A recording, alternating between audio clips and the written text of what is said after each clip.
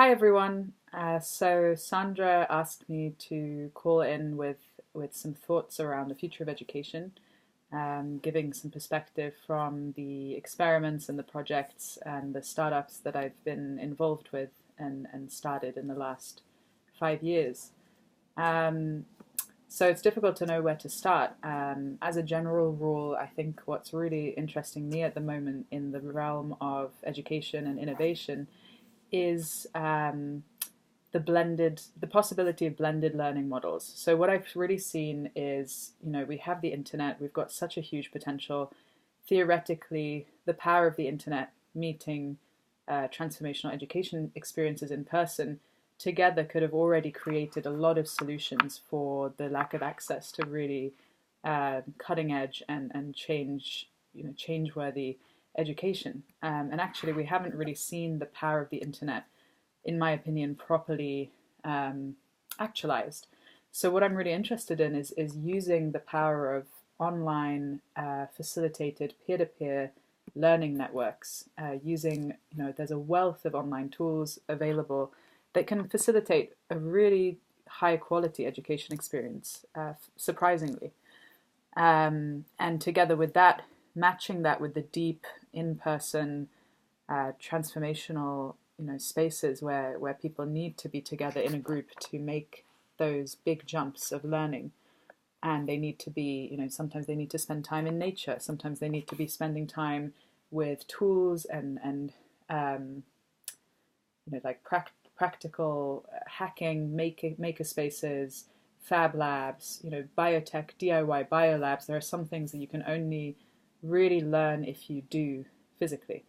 So that really excites me. If you imagine instead of going to university for a 3-year biology degree with labs every week where you're told exactly what to do and you learn from a whiteboard at the front of the room, then you mimic that by going away and practicing in a lab. You could imagine a situation where you do a bunch of online learning in small learning pods that are facilitated by learning coaches. You read through a lot of material, you do learning sprints, you read papers, you could imagine a model with learning coaches. So people, instead of teachers of expertise material, people who are really experts at the science of learning, the neuroscience of learning, the psychology of learning. We don't see those people in our current education system or university system. We only see, if you look at the current university model, and I come from the lens of having studied science. So I studied biological sciences at Cambridge University. So I really had the chance to experience some of the best education, like especially in the sciences. But what I saw was that our lecturers and the people who gave, our practical laboratory sessions, they were all researchers. So they'd gone to that university to dedicate their lives and their time to research, academic research, which is mainly a solo undertaking. It's a solo undertaking. The focus is really on focusing on, on your own for many hours in the lab. It's not a very collaborative subject. And there's been no training of those people who have gone as academics to do research in teaching. So you have people who are trained to do research, teaching our youngest, brightest minds. And instead of having people who are experts in learning doing that teaching, we're having experts in molecular biology, when really what they're providing is content, and not always in a very easy to learn, experiential, immersive, engaging way. So I think there's a couple of things in there, right? So there's the lack of learning coaches and the lack of people who are experts in learning and in, we talk about peak learning experiences, lack of an understanding of learning neuroscience and psychology. Then we also have, what else on here? I've lost my train of thought. But within that, we can see a lot of things, I think, in the current university system that are limitations to really great learning experiences. Then the fact that students spend 3 or 4 years in person in the same place, they're physically located in a university town, and actually very little of that time is spent in contact with professors with each other in collaborative groups. That's another thing. The current model of learning is very, very limited in its practice of the muscle of collaboration. So it's a very individual sport, learning. You're expected to go to these lectures, you're sitting in a room, you're not participating, you're supposed to be absorbing material from the front. It's not participatory, it's not experiential. Then you go away and on your own you study. Collaboration is actually actively unincentivized because you're not supposed to be copying from other people, or your work has to be original. So there's many things in there. I'm just seeing the time and wanting to speed up and talk a bit about some other experiences that I've had. So what I've been doing is a whole range of things that have blended both in-person, experiential, deep, transformational learning experiences. So I'm a lecturer and a course designer at Schumacher College, which is an alternative college in England, in South England, that focuses on topics to do with sustainable living, sustainability, science taught with a holistic systems lens and an appreciation of complexity and chaos and whole earth system science. They've also got courses on economics for transition and ecological design thinking. And the way students learn at Schumacher is in small groups. It brings together, the motto of the college is head, heart and hands. So, work is done together in the community.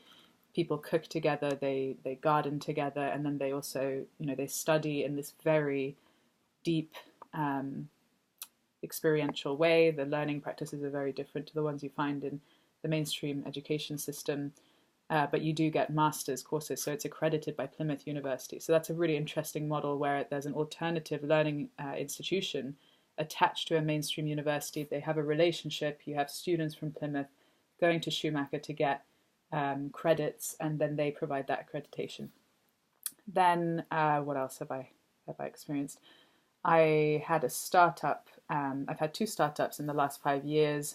One of them was 225 Academy. So that was an education startup that I helped start when I was 22.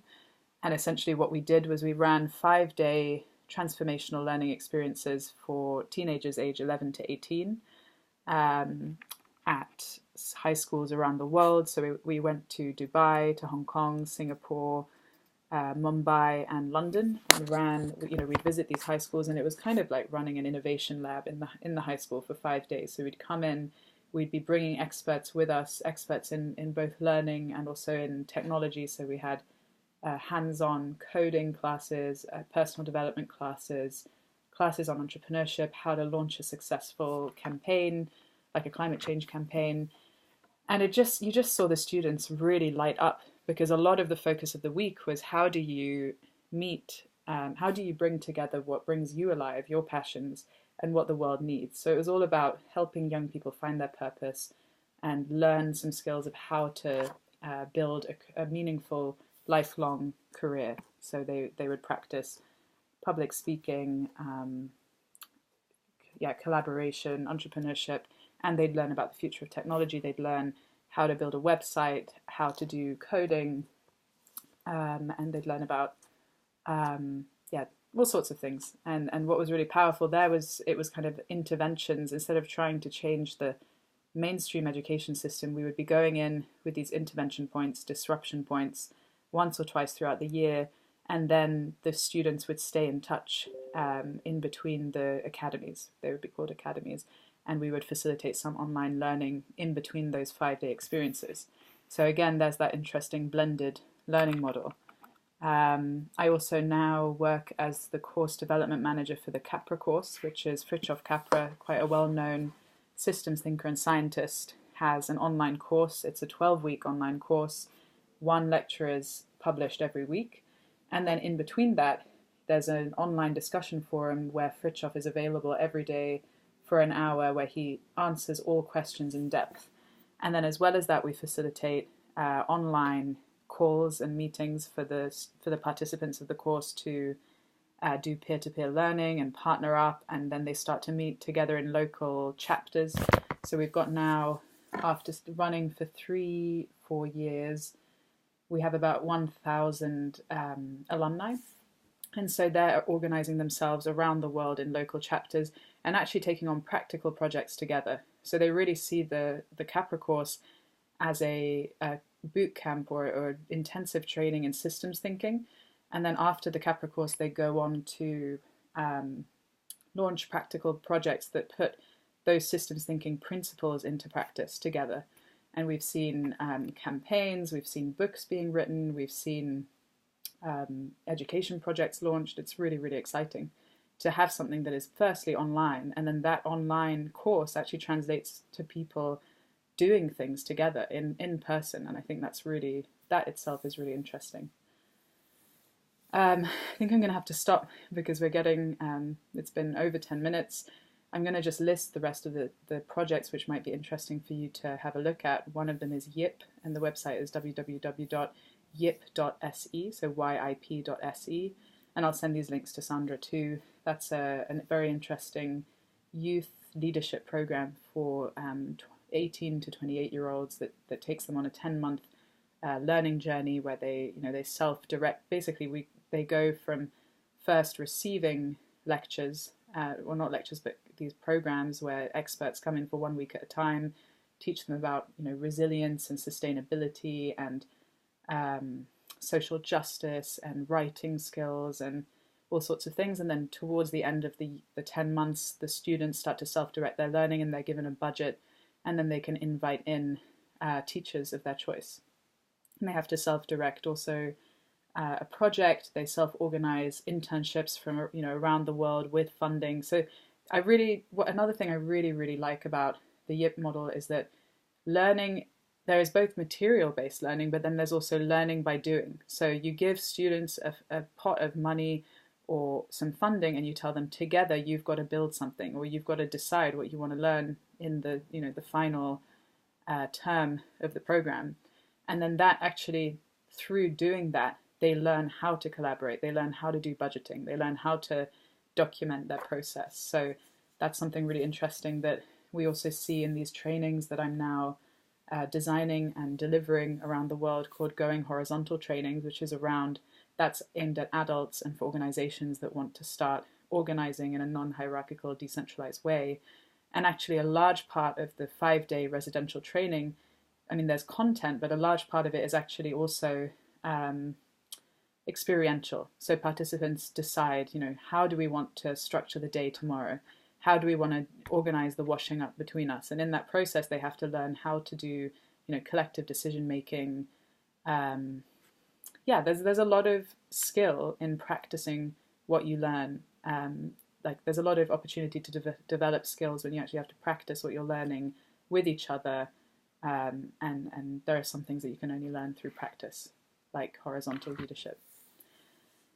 I think that is all I'm going to have time to cover, sadly. I could keep going.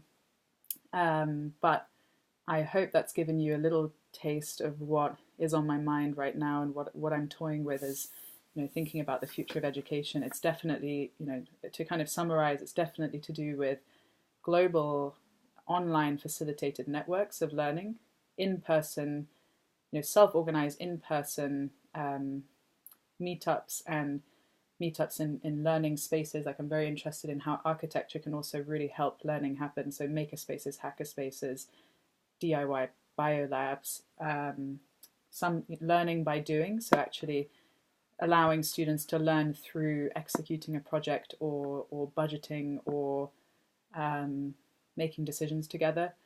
And I'm interested in lifelong learning after university, but also very interested in disrupting the university model, because I think it's completely outdated, and actually we waste a lot of resources and we make university totally inaccessible to most people. And there are so many different ways that we could do it. Lectures could be online, real deep learning experiences that are transformational could be in person. There could be the hiring of learning coaches and practitioners as well. We see a lot of theoretical content at university and very little practice-based, both content and also learning material and learning how to collaborate, learning how to launch a company, learning how to budget, really basic things that can completely change your life. So I hope that's given you an insight, and I look forward to hopefully meeting you in February in New Zealand. Bye for now.